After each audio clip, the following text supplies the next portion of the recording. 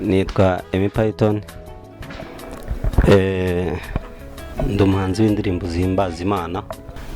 Nari nsanzwe nkora umuziki ariko zino ndirimbo bita sekira cyangwa se izisi. Nizo nari nsanzwe nkora nkijijwe, ndavuga nti ni byiza ko ngenda wese. Hari benshi bakijijwe tuziranye ariko agakomeza kuvuga ngo hari amafaranga reka nkomeze manyanyaze.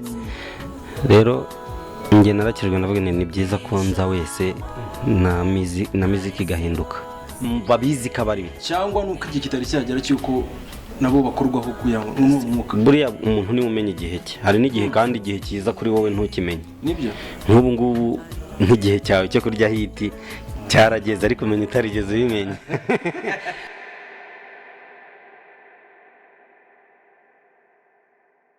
Imana akomeze kubana namwe, kuba dukurikiranye mu mpande zose turabasoje. Amahoro Imana akomeze kubana namwe.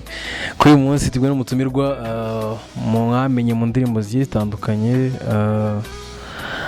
ahatangira twibwira ni karibu. Indirimbo isikunanira. Nitwa Emi Python, ndi umuhanzi w'indirimbo zihimbaza Imana. Nishimiye kuba muri Mika 250 TV mu izina rya Yesu. Amen.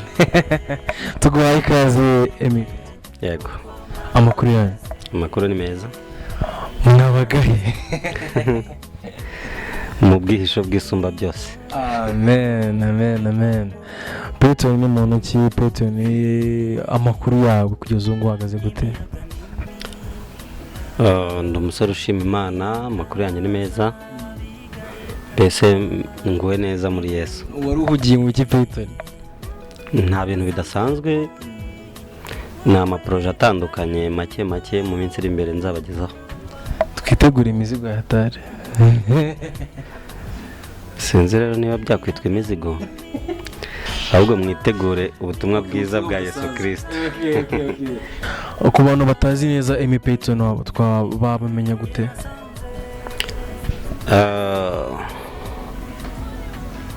Nta kintu kidasanzwe, ndi umuntu usanzwe, umusore ushima Imana, uboneka mu gice cy'indirimbo zihimbaza Imana.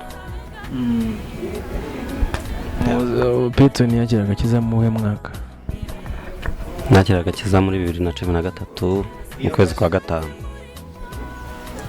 Dusangiza urugendo rwawe agakiza kuva ikimenya ko muri wowe wakiriye Yesu n'umwami n'umukiza mu buzima bwawe, n'ibyo ugiye uhura nabyo mu buzima bw'agakiza, mu rugendo rw'agakiza byo ntabwo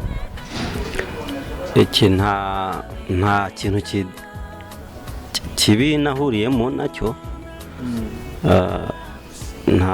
Navuga ko nticuza kuba narakijijwe, ko agakiza ni ikintu cyiza. Nasanze ari umwanya nagombaga kubamo, ahubwo natinze kuzamo. Muri uru rugendo rero meze neza, ndashima Imana. Ndabona Imana imbeshejeho, kandi icya mbere ni amahoro yayo, kuko amahoro yayo iyaduha ku bwinshi kandi ikaduhera ubuntu. Nashishikariza n'abandi bantu bose batarakira agakiza ahubwo kuza kukakira. Hari abandi bantu benshi bari mu mwanya utari wo, bariho barakererwa ibyiza biri muri Yesu Kristo. Yego. Python, urugendo ruratangiye, wakiriye Yesu umwami n'umukiza mu buzima bwawe, uje kumenya ko ufite impano. Isi ni ryari watangiye kuvuga ngo ngiye gutangira no gusohora ubwo butumwa bwiza buri muri njyewe? Ubwo ndavuga kujya muri studio, kubona ko ubwo bushobozi, izo process. Nari nsanzwe nkora umuziki ariko zino ndirimbo bita sekira cyangwa se izisi. Nizo nari nsanzwe nkora nkijijwe, ndavuga nti ni byiza ko ngenda wese. Hari benshi bakijijwe tuziranye ariko agakomeza kuvuga ngo hari amafaranga reka nkomeze manyanyaze. Rero nge narakijwe ndavuga ni byiza ko nza wese na muziki gahinduka. Mu urwo rwego ninjiye muri studio, na umunsi nkizwa nyine n'ubundi nari nsanzwe studio nyijyamo, ahubwo nkizwa narahinduye gusa message natangaga. ubona impamvu ari iyihe kuba umuririmbyi wa gospel yava muri gospel akajya muri sekira? ubona impamvu ari iyihe? ese niyo mpamvu yatumye gukora gospel kubera ko bamwe nta mafaranga arimo? imbogamizi bari nyinshi kugira ngo muri studio ugasanga amafaranga ni ikibazo, kujya kuyamamaza ugasanga ni ikibazo. ese ubona impamvu ari iyihe ituma umuntu ava muri gospel akajya muri sekira? buriya rero ngewe no kuva muri sekira uza muri gospel, kuva muri sekira uza muri gospel byo biragoye. niyo mpamvu uzajya wumva abantu bavuga bati twe twakijijwe ariko kurekura umuziki usanzwe bikamugora. rimwe na rimwe agahita atangira kwidefana ngo ikibi ni ukuririmba ibintu bibi, kuririmba ibintu byose n'ubutumwa bwiza. ibintu byose ni ubutumwa bwiza, urumva. ariko hari ubutumwa bwiza, hari n'ubutumwa bwiza bwa Yesu Kristo. nicyo kintu batabasha gutandukanya. niba uririmbye ngo umubano mu bantu, abantu nibabane neza, buri wese yabane n'undi amahoro, ni ukuri ni byiza. ariko ubu ni bimwe byo gusiga isi ari nziza kuruta uko wayisanze. ibyo nabyo ntacyo bitwaye. ariko hari ubundi butumwa bwiza bwa Yesu Kristo, ari nabwo twe twahamagariwe kuvuga ko ari mwiza, akunda abantu, kumumenyesha abatamuzi bakamumenya. abenshi bamuzi nka Yesu Kristo nyine, gusa biraho ukamusobanurira urukundo rwe cyamuvanye mu ijuru, urukundo kunemeye kuza kubabazwa ku bwacu. ubwo nibwo butumwa bwiza bwa Yesu Kristo. butandukanye rero no kuvuga ngo gerera neza bose, kuko utazi ejo uko bizagenda, cyangwa se nk'inkoni ikubise mu cyawe kirenze urwo, ibintu by'imigani, ibintu nk'ibyo. ubwo ni ubutumwa bwiza gusa, ariko hari n'ubutumwa bwiza bwa Yesu Kristo. rero abantu benshi bazi ko bavuga ubutumwa bwiza nyine, ariko ubukenewe n'ubutumwa bwiza bwa Yesu Kristo kuruta uko wabwira umuntu ngo ndagukunda. urumva si bibi, nta n'icyaha kirimo kubwira umuntu ngo ndagukunda, ariko ni byiza ko ureka noneho kubibwira umuntu ko wowe umukunda, ahubwo mubwire Kristo umukunda kurusha wowe uri kubimubwira ko umukunda. nibwo butumwa bwiza rero dukwiriye kuvuga. hanyuma ikijyanye n'impamvu abantu bava muri gospel bakajya muri sekira, bibeshya ko muri sekira harimo amafaranga, uretse ko harimo abo byahiriye. ni nk'uko no muri gospel harimo amafaranga, harimo abo byahiriye. ushatse kuvuga ko byanze inde? okay, hari urugendo umuntu atangira akaba akiri mu rugendo, ntiwavuga ko watsinzwe kandi ukiri mu rugendo. umunsi nzabasha kubivamo nk'ukuntu wabivuyemo, ubwo nanjye nza wadukurikiranye uvuga ntabwo mbizi. yego, ubwo rero impamvu ya mbere ituma abantu bava muri gospel bakajya muri sekira ni uko ibintu barimo ntabwo baba babizi. abenshi bibwira ko ari amafaranga, bavuga bati muri sekira niho hari inote, ijwi ryanjye nindikoresha neza bizagenda. ariko bagenda bagasanga hari ibikuta by'aba Meddy byubatswe, by'aba Debe. abaje mbere ba Debe nyine nibo bagiriwe ubuntu, bwo kubona amafaranga. ariko rero icyo nshaka kuvuga, bikwibeshya yuko muri sekira ariho haba amafaranga, no muri gospel abamo, ahubwo ntago bazi umwanya barimo n'agaciro ufite. kuko muri gospel harimo amafaranga, hakabamo n'ubugingo buhoraho, mu gihe muri sekira harimo amafaranga ariko bishoboka ko ubugingo buhoraho wabubura. baroha benshi, ntago navuga ngo baroha benshi, ubugingo aho ngo tuze kuvuga ngo ko ari umuririmbyi wese ko ushobora kuririmba sekira se tuzajya mu ijoro cyangwa sinzi. oya, ntabwo nabivuze, ntumugire ibyo navuze. ni ukuvuga ngo igihe ubundi iyo utanywa inzoga ukinjira mu kabari ugasangira n'abazinywa, biroroshye ko nawe wazisomaho. nuko abantu benshi biga inzoga, agendana n'abazinywa bakaba inshuti, bakagendana agashiduka yazinyweye kandi yarakuze atazinywa. noneho rero kujya mu kabari no kwicarana n'abazinywa ntabwo ari icyaha, ahubwo Imana ibikubuza mbere. muri rya jambo rivuga ngo ntimukicarane n'abakobanyi, ntabwo ari uko kwicarana n'abakobanyi cyangwa kwicarana n'abanywi b'inzoga, kuko niko Bibiliya ivuga. ntabwo ari uko ari icyaha, ahubwo ni uko rimwe na rimwe wowe kubahindura bishobora kukugora, ahubwo bo bakaguhindura. none Imana ikurebera kure ikaba yandika ngo mu gihe wizeye ntukicarane n'abanywi b'inzoga. uburyo utakurikije cyo ko wabahindura biramutse bibaye ngombwa. nta mbaraga mfite njye zo guhindura umuntu. oya, ni ukuvuga ngo umwuka ukurimo ushobora kubaganza bakareka ibyo bakora, ahubwo umwuka wampinduye uwo nawe abarimo nabo ahubwo ntago bamwemeye ntago babizi ko abarimo cyangwa nuko igihe kitari cyagera cyuko nabo bakorwaho kugira ngo umwuka buriya umuntu niwe umenya igihe cye hari n'igihe kandi igihe cyiza kuri wowe ntukimenye nibyo nk'ubu ngubu nk'igihe cyawe cyo kurya hiti cyarageze ariko umenya utarigeze ubimenya urumva rero hari igihe cy'umuntu kimucika kubw'impamvu z'uko atabimenya ntago ari ukuvuga ngo ntawe umenya neza igihe ariko iyo usenze igihe urakimenya rero ntago ari uko wenda igihe kitaragera hari n'abo igihe cyageze bananira umwuka wa mwuka ubarimo kuko ngenzi benshi yicara akavuga ati ibintu wagiyemo ni byiza natwe waduha tukabireka nose ubwo si mwuka w'Imana bari kumubwira ngo nawe wabiretse ariko ugasanga wari kuwunanira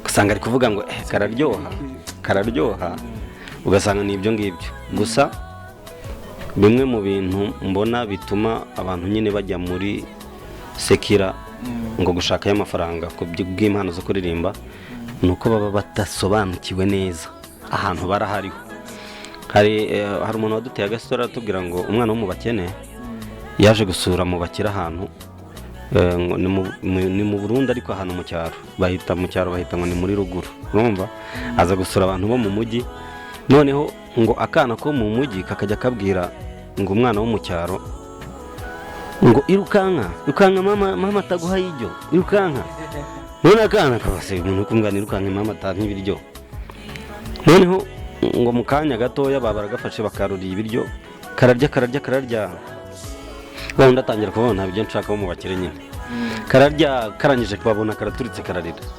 baragabaze uwakana urijijwe n'iki kakajya kavuga ngo kadagatoya bishatse kuvuga ngo uwo mwana wo mu bakire ntago azi agaciro k'urugarimo nta nubwo azi agaciro k'ibiryo kuko babibona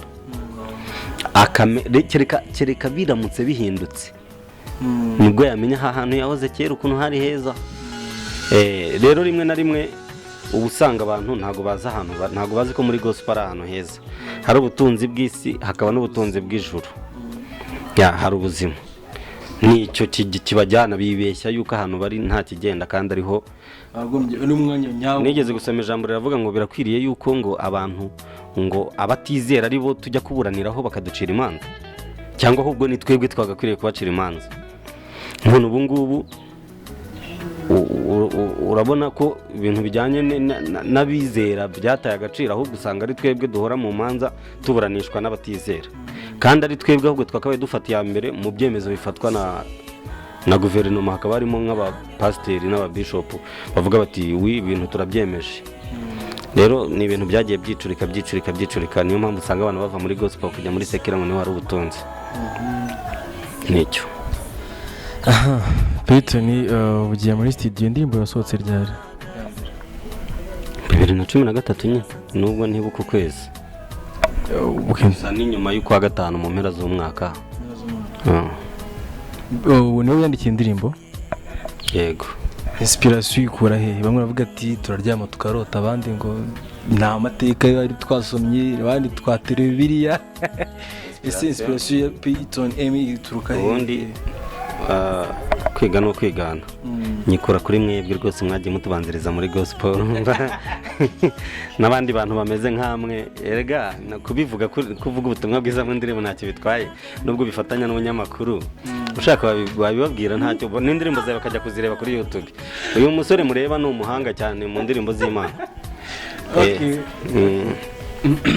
rero inspiration y'ababyeyi nimwe nyikuraho buriya reka nkubwira umuntu wari wese urabona nubwo wenda nshobora kubona gutanze mu muziki ariko umuziki wa gospel wawuntanze muko nagusanzemo ndakuruta mu muziki ariko nawe nduta muri gospel buriya rero ubuzi uducenga n'utumelodi twiza buriya nkunda kumva indirimbo zawe cyane kugira ngo reka twakire Peyton aturimbira ku ndirimbo ya mbere ku mana yanjye harya buriya mbere ni kugira ngo ndayibuka iyo washe kuririmba bwa mbere bwango wa compose bwa mbere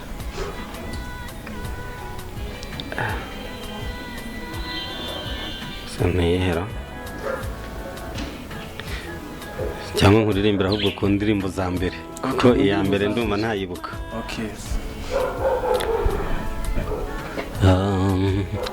wankuye ahakomeye aho nari naniwe wankuye mu mwijima maze unshyira mu mucyo wankuye mu byaha byincaho ntabashaga kuvuga wankoreye ibikomeye ntavuga wankuye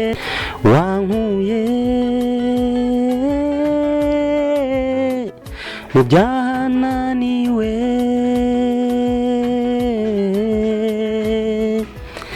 iyo ataba wowe simba nkiriho iyo ataba wowe mba narapfuye iyo ataba wowe imva yanjye iba yarajeho ibyatsi iyo ataba wowe simba nkiriho iyo ataba wowe mba narapfuye iyo ataba wowe imva yanjye iba yarajeho ibyatsi iyo ataba wowe Petero ufite amagambo meza nkunda harya nshaka ko turirimbana kandi kagenda gahora mudukurikiranye kuri Mika 250 reka hari ukuntu bijya bizamo hari indirimbo yawe nkunda avuga ngo ndi mu rukundo n'umwami wanjye sinzi ariko yego nibyo nta kibazo rwose kandi Imana iguha umugisha ariko winjijisha hari indirimbo yawe nanjye nkunda ndashaka ko hari akaririmbo kagenda gahoro karirimbeho gatoya ndagufasha akaye Pito akaririmbo kawe gatoya kameze nka R&B cyangwa harya burani ntabwo ushaka gutanga ubutumwa bwiza bwa Yesu Kristo yagenda butanga n'ubundi kubutanga cyangwa nawe waraguye oya n'ubundi kubutanga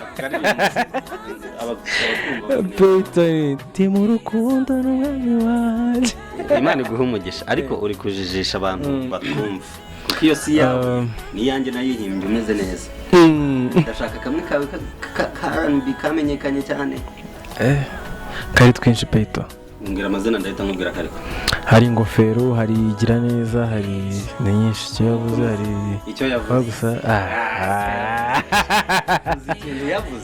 uze ntiyavuze yuko uzicara uri umunyamakuru kuri Mika TV 250 use ntiyavuze ko tuzicarana umunsi nk'uyu nguyu tuba turaganira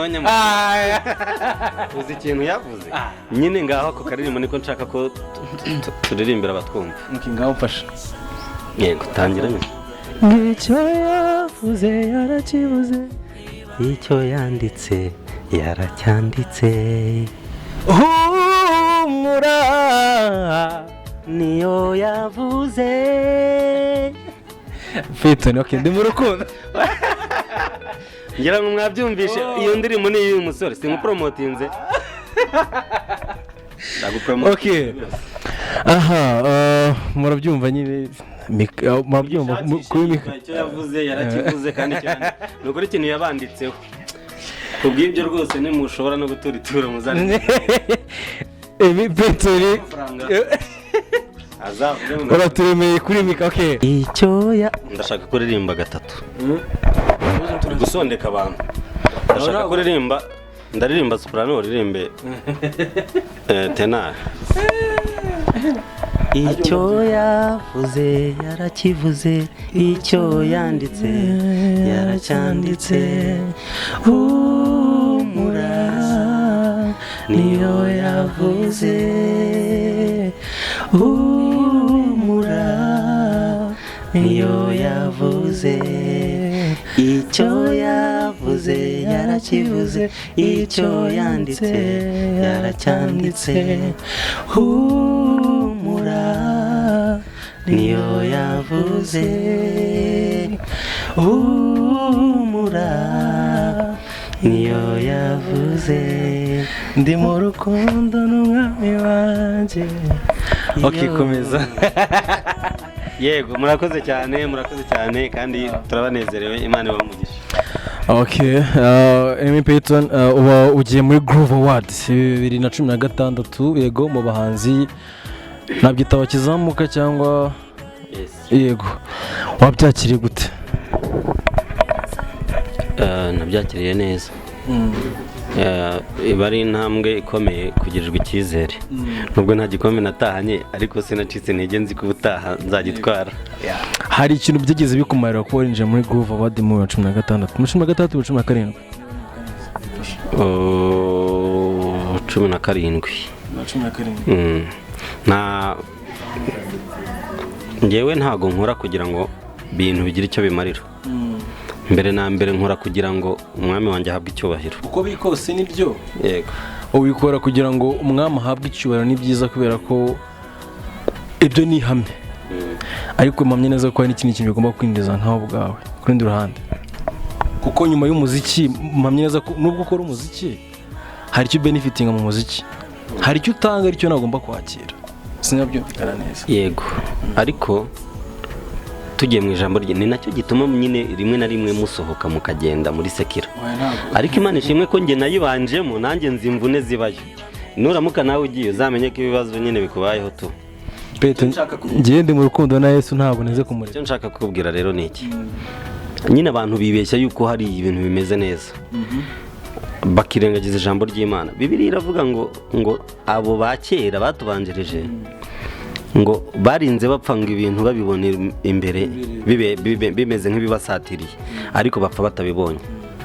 None wowe uri gushaka gupfa ubibonye. Ese ubwo ngubwo waba utari gushaka kujya mu nzira itari iyo abatubanjirije? Ni ukuvuga ngo niba bibaye byiza nibiboneke kandi niba bitanabonetse urugendo turarukomeje. Sinzi niba wumvise ikibazo cyanjye neza Peyton. Wambajije ngo nta kintu binyinjiriza. Nuvuga ngo urugero nk'ubu ngubu unyuma y'ibyo ukora umunsi ukora umuziki. Mpamye neza ko niyo cyetse bari ibintu ukora mu buzima busanzwe bitari umuziki. Birahari? Ngewe ngendo mututrafu. Nta kazi gafatika mfite. Ariko ngewe iyo ngeze hano nkasanga muri gukora akazi k'ubunyamakuru wabonye ko nanjye nagufashije buriya muri Ampesa. Ajya bavuga ngo gupesa mwiringara ngo ni gupesa mbongo. Urumva abanyarwanda bagahita babyita ngo gupesa. Nanjye rero uyu munsi murama ku mafaranga urumva ko ngewe iyo ngeze ahantu ubundi mpita nkora akazi kose. Nuko bidashoboka ngo nani recording ubundi mbikore. Byose babyikora. Ngewe ahantu ngeze ubundi ntega amatwi nakumva hari ikintu kirimo amafaranga nkahita njyana n'abagenda. Okay. Yeah. None se ubwo ngubwo mise nibaza nti kuri uvuga ngo ubutumwa utanga bwa gospel hari ijambo rivuga muri ngo uba ku gicaniro atungwa n'igicaniro. Ijambo rarize? Ndarizi. Ngo ni muzi yuko abo ku gicaniro batungwa n'iby'igicaniro kandi abo mu nzu y'Imana bagatungwa n'ibyo mu nzu y'Imana.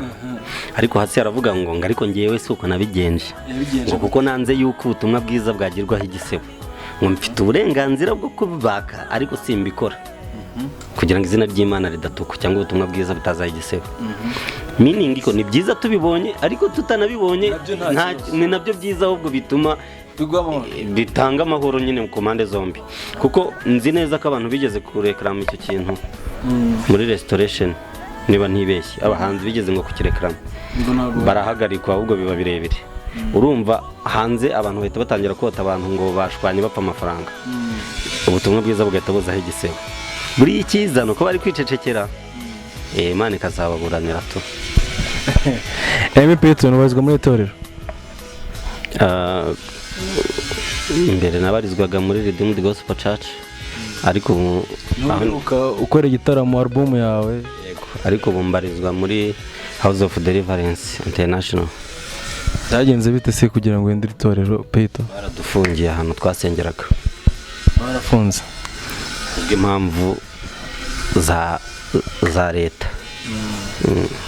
Kuri ubu ngubu urimo kubarizwa he? Aho nyine muri House of Deliverance. House of Deliverance. Arimo guteganya kongera kuduha album ryari MP? Simbizi kubera ko ikibazo muri 2017-18 nibaza ko ari album ya mbere ya MP Peyton nibwo yasohotse. Yego ntago rero indi ndateganya uburyo bwo kuyikora kubera ko nta mikoro ntabahagije. Niyo mpamvu nakubwiraga ngo sinshishikajwe cyane n'amafaranga ava mu muziki. Aramutse abonetse ni byiza ariko atanabonetse Imana se ubona itantunze. urabona ko ari umusore ushima Imana umeze neza. iradutunze ntabwo rero duteze ibiganza mu mafaranga y'umuziki kuko iyo nza kuba nteze ibiganza mu mafaranga y'umuziki nari gukomeza ngahatana n'abo twari duhatanye mu muziki w'isi harimo bariya na bariya bose ntashatse gupromotinga bose babaremeye. rero ntabwo ngewe nkora gospel nk'umuntu ushaka bibaye bingwiririye ntayafata uramutse umenyekanye ku rwego ruhambaye ntacyo bitwaye ariko tutanamenyekanye mu ijuru baratuzi to. Icyambere nuko amazina yawe mu ijuru azwi. Yego. Nicyo babwira dukurikiranye kuri mwanya Emmy Payton. Utarakira agakiza nabanguke. Yesu ngo niwe nzira y'ukuri n'ubugingo ni kubyemeza nawe. Cyane.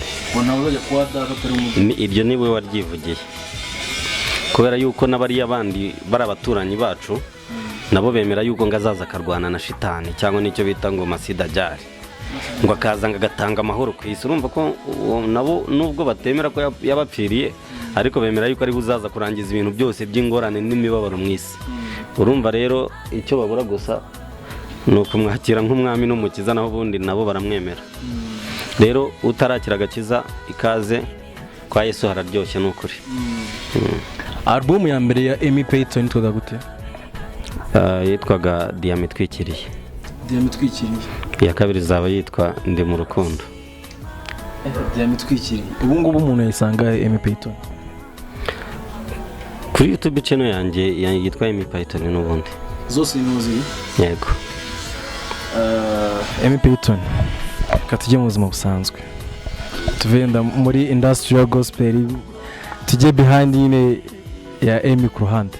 Shaka kumenya nka Emmy byibura kira umwana kana yakoze kiri umwana kera nk'akantu abantu batazi. Bo wibuka waba warakoze vuga ati akantu ntabwo nakibagirwa. Yari mu myaka ingahe? Mu myaka 10 19 15 zamuka. Koze kera.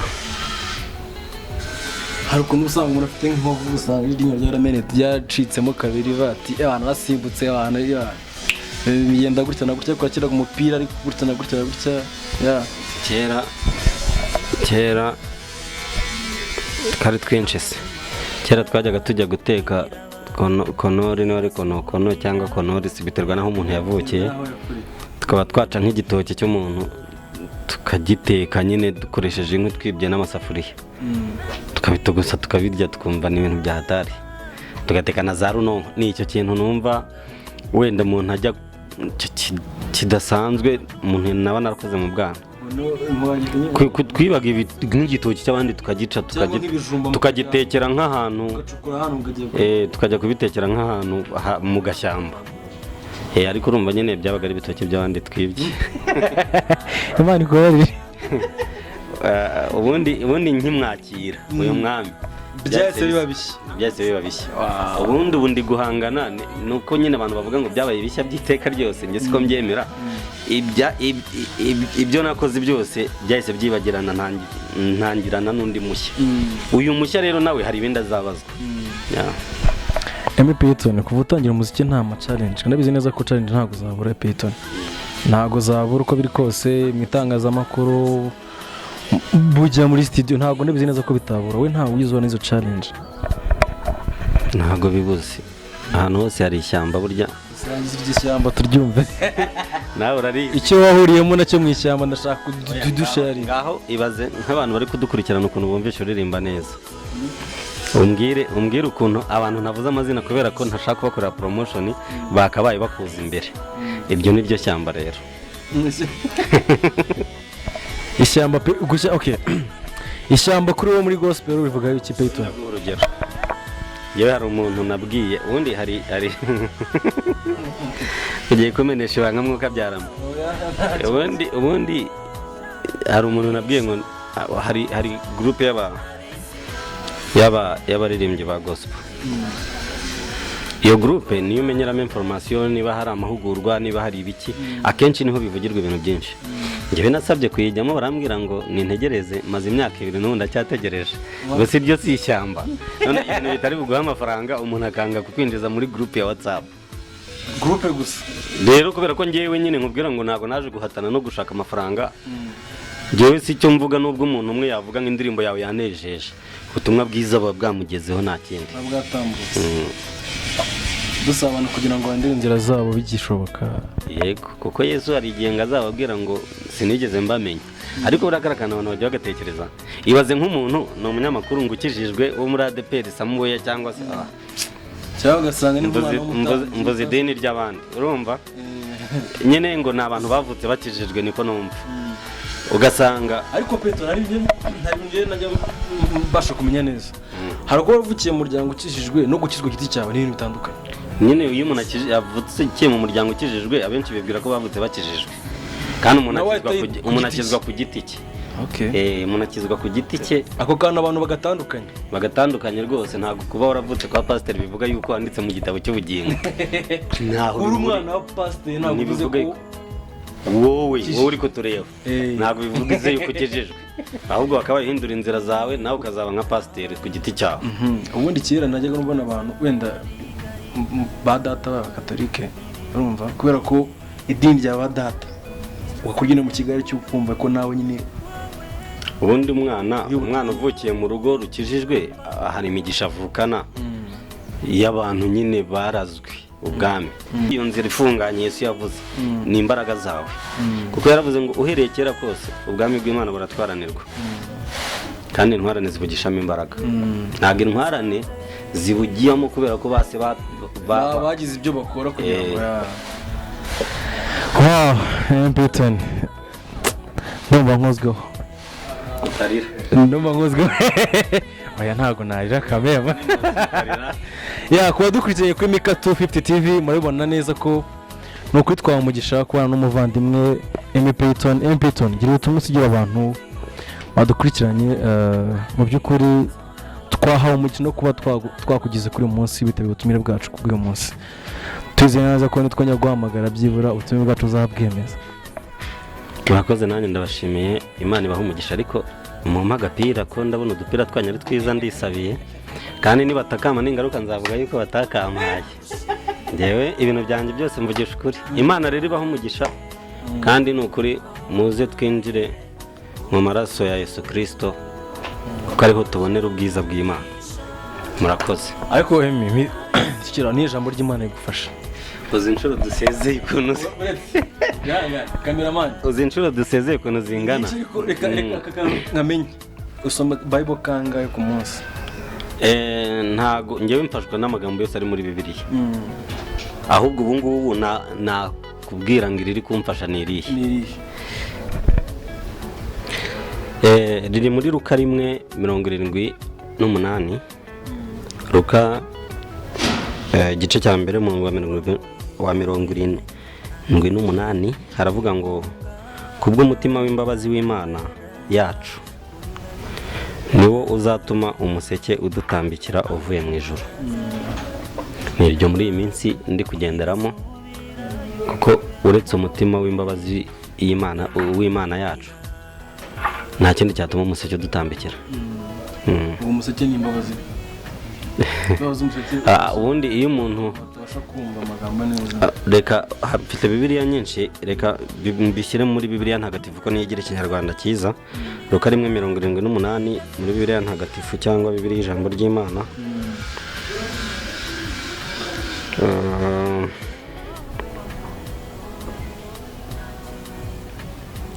ushaka kumenya umuseke icyo ari cyo kuri njyewe nshobora kuba namenya ngo icyo ari cyo cyangwa nkaba nkizi ariko ku bantu badukurikiye batazi ngo umuseke ngo ni iki Luka 1:78 haravuze ngo kuko Imana yacu igira impuhwe zihebuje ari nazo zatumye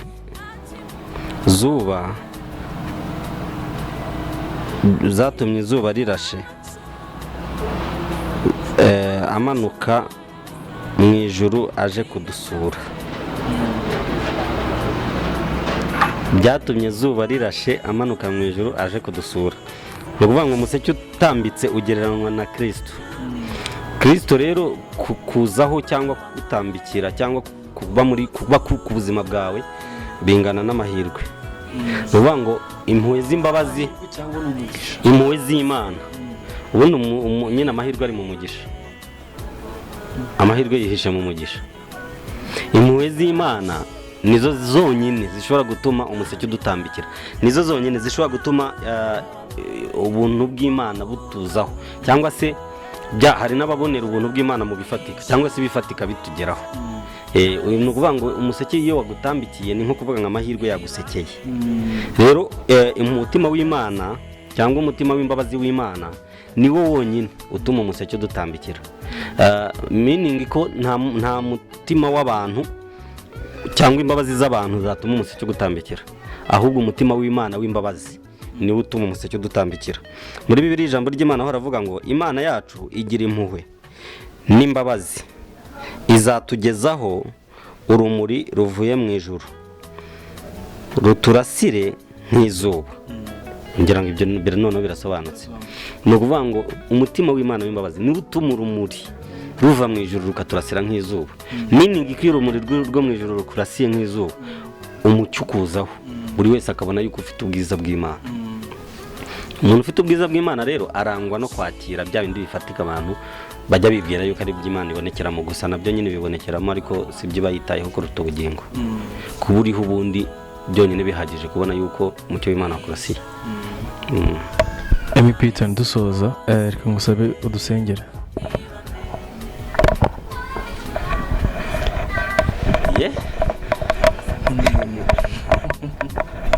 Soze n'isengesho rya Peter. Turagushimiye kandi turaguhimbaje Uwiteka Imana, wabanye natwe muri iki kiganiro. Reka buri muntu uwo ari we wese kizageraho, cyangwa buri wese uzacyumva n'uzakireba, kizamuhe guhindukira akugana kuko ari we buhungiro bwiza. Wakoze kubana natwe, wakoze kudushyigikira, kandi turagushimiye ko uzakomeza kwagura ubwami bwawe biciye mu mpande zose. Iyi TV uyihe umugisha, uyihereze abayireba kugira ngo nabo babashe gusarura mu buryo bw'amafaranga n'ibifatika. Turagushimiye kuri Imana yacu nziza, ni mu izina rya Yesu Kristo umwami wacu, amen.